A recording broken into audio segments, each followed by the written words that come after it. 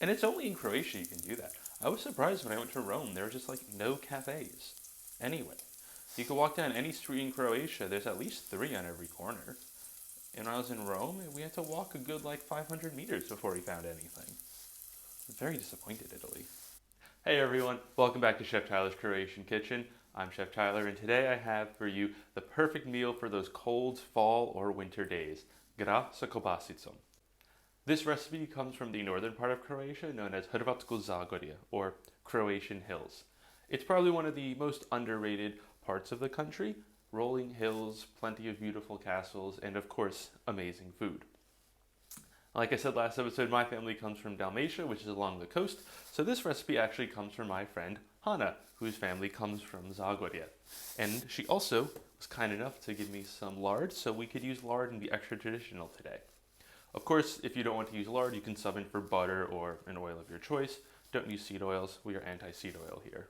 So for this recipe, you will need 1 onion, chopped, 1 large carrot, cut into semicircles, 4 cloves of garlic, minced, 1 small or medium tomato, chopped. If you can't find fresh tomatoes, you can of course use canned. 5 ounces of cured meat of your choice. I'm going with speck, but you could of course use pancetta or bacon as well. Just make sure you get thick cut bacon if you're in the US. 3 sausages. This would be 1 per person. If you're in the US, I found Polish kielbasa to be the best kind of sausage that you can use for this. I would advise against using something like Italian sausage, as they tend to be heavily spiced. For our spices, we're going to use salt, pepper, and bay leaf. To make the roux, we'll need lard or butter if you wish, flour, and paprika. And of course, the star of the show, our beans.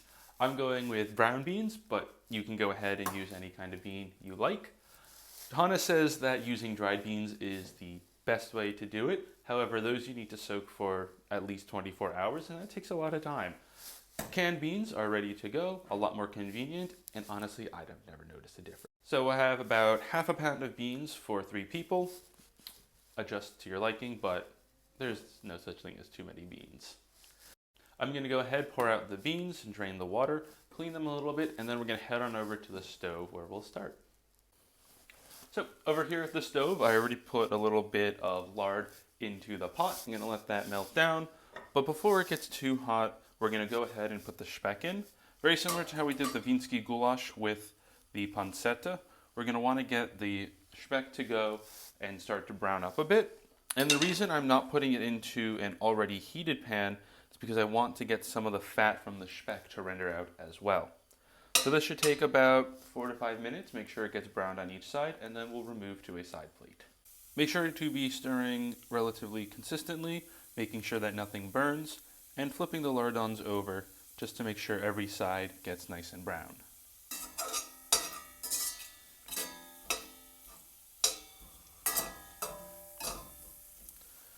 And once the lardons have browned up nicely, we'll just scoop them out and add them to our side plate so that they don't get overcooked and they stay nice and crispy.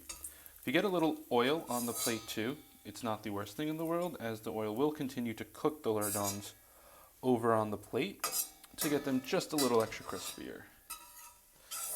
But once we get everything out, we'll turn up the heat so we can add in the vegetables. And really make sure you get everything out so nothing burns. So once you've turned up the heat, we'll go ahead and add in the onions and carrots both at the same time.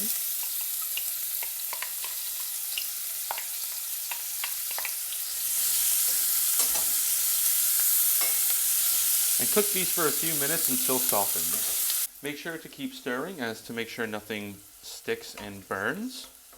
It's okay if the carrots don't get entirely soft, as they will soften up throughout the cooking process. Once the onions at least have softened up, we'll go ahead and add in our garlic. And I want to cook the garlic for about somewhere around a minute, just until it gets fragrant. And stir everything together. And once you can smell the garlic, go ahead and add in your tomato. And then once the pan has stopped yelling at you, we're going to add back in the speck. Right in. And stir to make sure that everything is combined. So after adding back in the speck, we're going to go ahead and add in our beans, which I had resting on the stove, and just dump them right into the pot. And with the beans, we're going to need about 6 cups of water. So it's 6 cups of water for about 1 pound of beans. Turn up the heat and let this come up to a boil. As it comes up to a boil, we'll go ahead and season everything. So of course we have our salt and pepper, as well as 2 small bay leaves. We'll stir everything in and let this come up to a boil. Once it's boiling, turn the heat down just a little bit to around medium high and let it cook for 90 minutes. And we'll be back in 90 minutes. So I may have lied just a little bit, but it's about 85 minutes since I put the soup on to cook. And so now we're going to get started on the roux. So I've already gone ahead and put in about 3 tablespoons of lard to 2 tablespoons of flour. So we're just going to go ahead and mix that all together until it forms into a nice roux. I think I need a bit more flour, so let me go ahead. Just grab a little bit more to add in. There we go. That should be enough. And we'll just go ahead and mix it all in together with the lard to make our roux. Of course, like I was saying before, if you don't wish to use lard, you can of course go and use butter or any oil really of your choice. So once it all comes together, we'll go ahead and add about a scant teaspoon of paprika, and we'll go and mix that all together as well. And after the roux has come together, we'll just scrape the roux right in. Make sure to get everything into our soup.